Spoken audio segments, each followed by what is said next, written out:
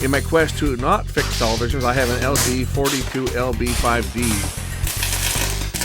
for service. This is not a customer's TV. This was given to me.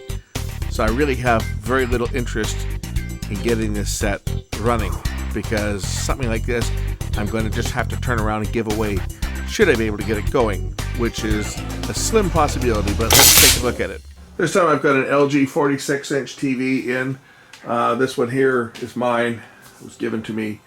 I'm not going to spend much time on this one. This one here has a big blemish on the screen. I'm told it's dead. We're going to see if we can get this one going just so I can give it away. This is a set that obviously the picture's not going to be very good, but we'll see whether this one here will even be repairable or what we can do with it.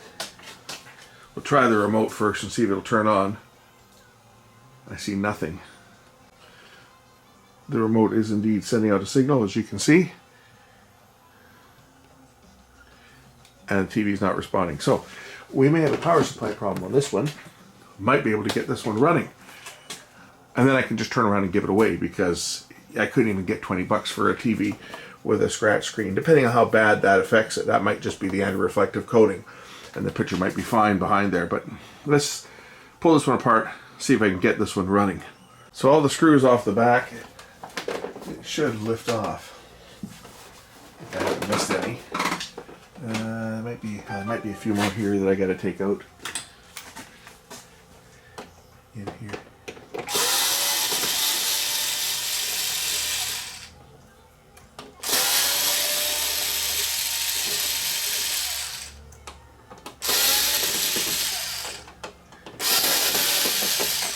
I think that's got all the screws now.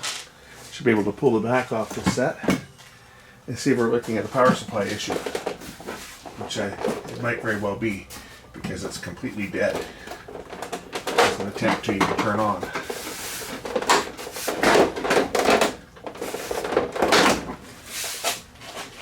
This is a good old set. Uses fluorescent lights as opposed to LEDs.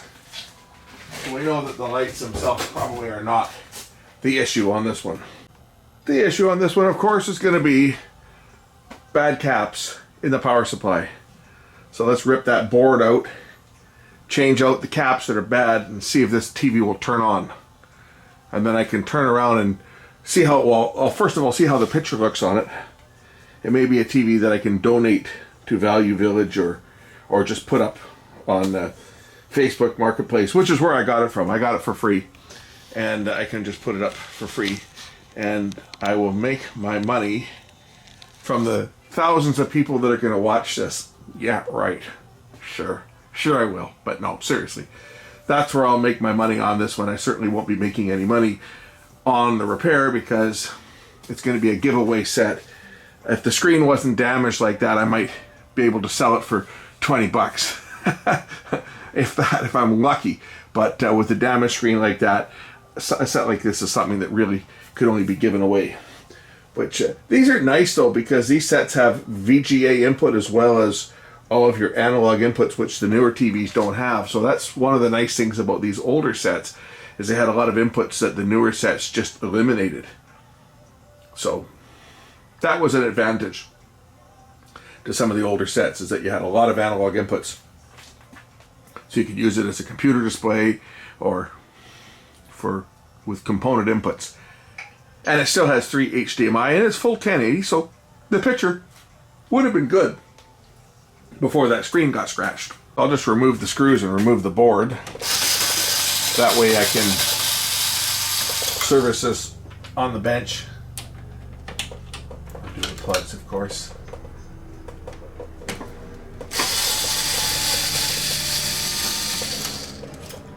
And there's a good chance that's all that's going to be wrong with this.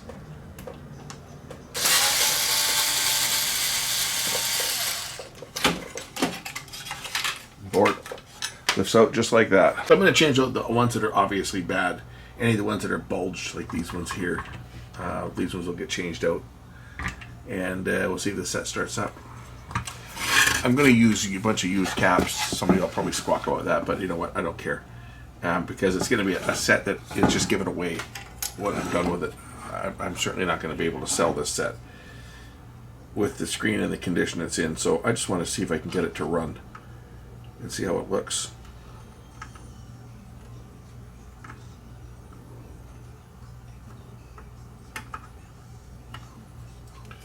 So all the ones that are obvious, that are leaking, etc., will be changed out, and we'll see what happens with it. So this one's a 680 at, it's a Capsion piece of crap junk. 680 at 25 volts. So let's just go through what I've got here and see whether I've got anything that's close to that. I should have some. Here.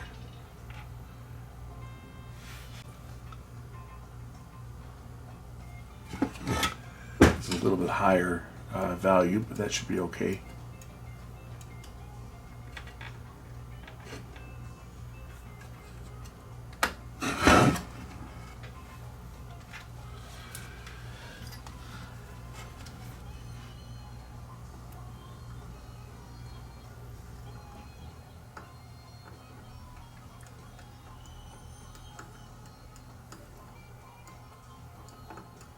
For you guys that commented in one of the other videos about my collection of smooth jazz, because I guess you can hear it sometimes playing in the background. That's just the radio that's playing, believe it or not. It's just an FM station that I've got, one of the new local FM stations. I've just got it playing on a speaker in the background at a very low level, so as to not cause any problems with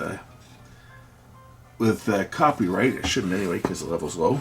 Anyway, as I said, I'm going to change out all the caps here that are leaking and are bulging, and we'll see whether that will make this set work. So I don't think I need to go through the whole process of changing out capacitors, so I'll shut the camera off here for a few minutes while I continue to work in the background and get these bad caps, these green buggers that are leaking and bulging, get them swapped out. If you're wondering about that station that I'm listening to, you can get it on the internet. It's Wave Canada. That's what I'm listening to. Was it wave983.fm is their website. They broadcast out of downtown Vancouver on a relatively low power FM transmitter. I can get it in my car in my neck of the woods. It's a little bit noisy. But they're on TuneIn, and they're on Radio Player and on the web.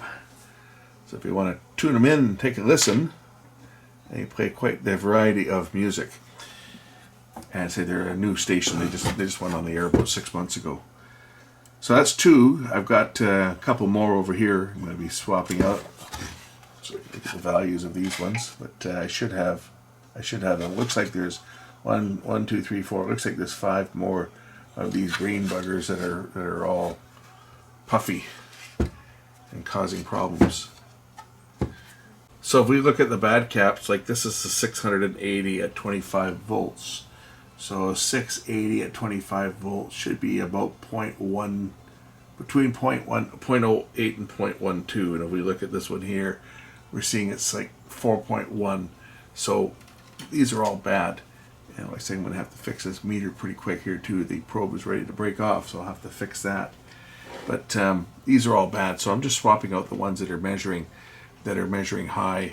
The ones that aren't measuring so bad, I'm going to leave them again because I don't want to put any money into the set. It's going to be just a giveaway. Generally, if you were replacing these on your own TV, you would replace all these green ones here, but some of them aren't measuring as bad as others, so I might not change them all out. I'm changing the ones out that certainly require to be changed, but there'll be a few that I probably don't get to just because either I don't have the exact value or they are not measuring as bad as others. So I'm just testing them to see, looking at the ESR and swapping them out accordingly with what I have available. And the other set that I've got, I don't know what's wrong with it. Obviously, I haven't looked at it yet. Its screen is not in as bad a shape as this one.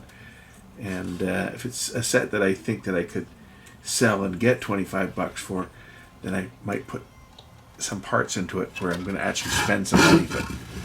But the ones I'm giving away, I'm just trying to get them going and put no parts that cost me anything into them for obvious reasons, because I'm giving it away.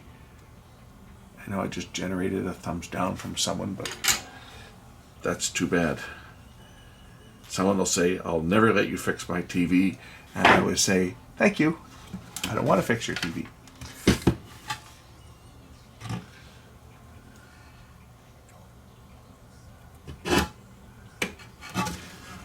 This is just to keep the big YouTube content machine going, right?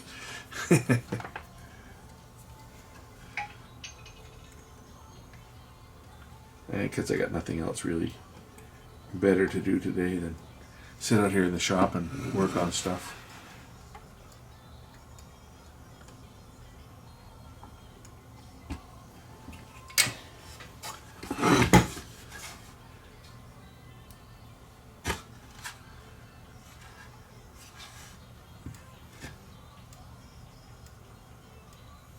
Alright, I changed out 5 of the worst of the caps on here. So now I'm just going to reconnect the board and we'll see if the set turns on.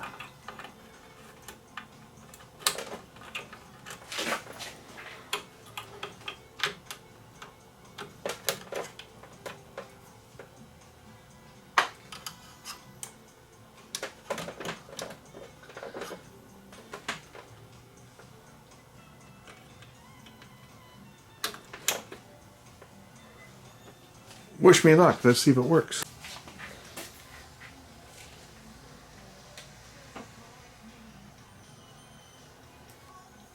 Still not working. The main fuse is also open, so as you can see, I got no continuity, or you don't hear it beeping there. My meter should beep. It's got continuity like this, right? Should beep, but this fuse is open.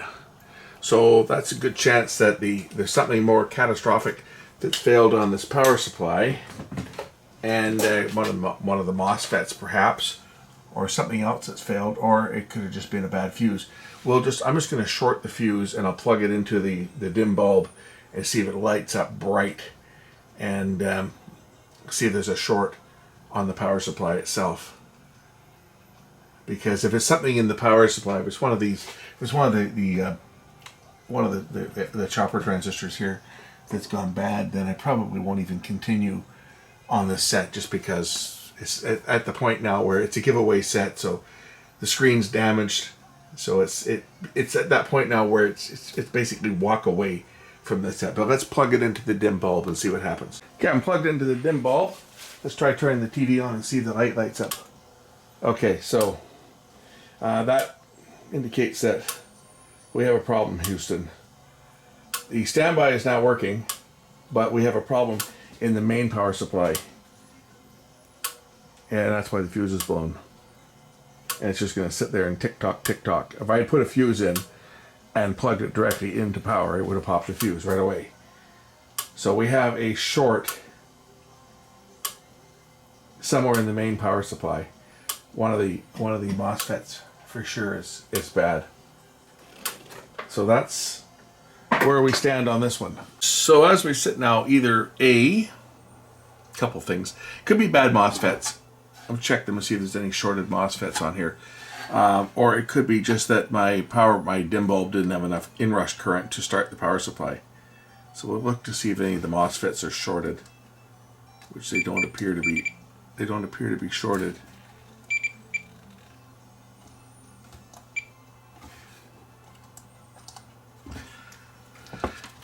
Okay, there's 2 MOSFETs there, and there's another couple over on this side. That's a diode. That's another MOSFET there. So there's 2 more over here. See if any of these are shorted. No, not shorted.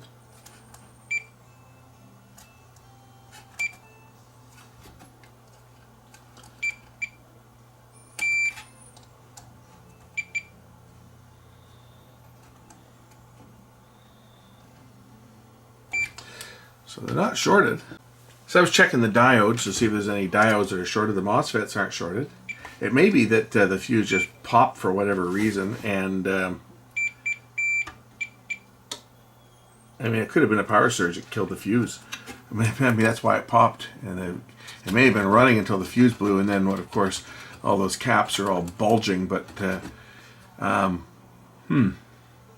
because I don't see any shorted parts. I'll just try running it off of the dim bulb and see whether it'll start or what'll happen. And I'll put this back in and we'll run it right off of full power without going through the dim bulb and see what happens. I think the set's trying to start up when it was ticking there. I got a fuse in it now. I'm still in the dim bulb. Watch the backlight. See, look. I'm still plugged into the dim bulb. I just think it's not getting enough current to start. Okay, it didn't click out there. The light went dim. And there, the backlights tried to come on and it shut down. I think if I give this thing full power, this sucker's going to start up. So let's give it full power. Full power. Ah, backlights came on. Cool. Is that going to work?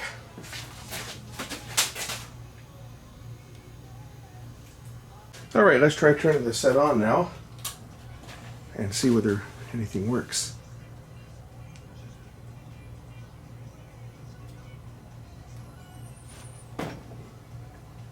It's lighting up. That's going to be a problem on the screen. Let's give it a signal. Okay, you can see no signal right here on the screen. Try the input. Check internal input status, external status. Yeah, I just want to change inputs. Setup, auto tuning. I'm going to let it tune.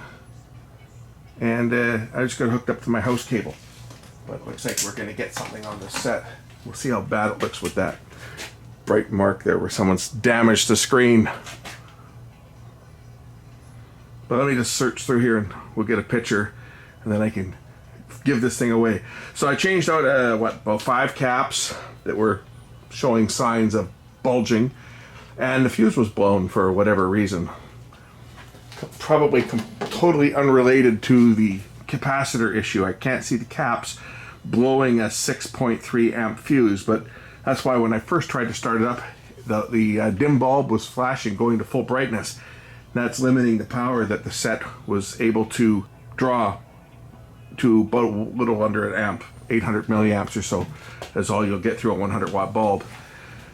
So because of that, it wasn't going into full startup, but once it cycled several times, the capacitors charged up enough that the set came on, but then when it tried to start the backlights, it shut down again because it needed more power. These are quite power hungry, these TVs, having the fluorescent backlights. As I say, it's unfortunate that it's got this big owie on the screen.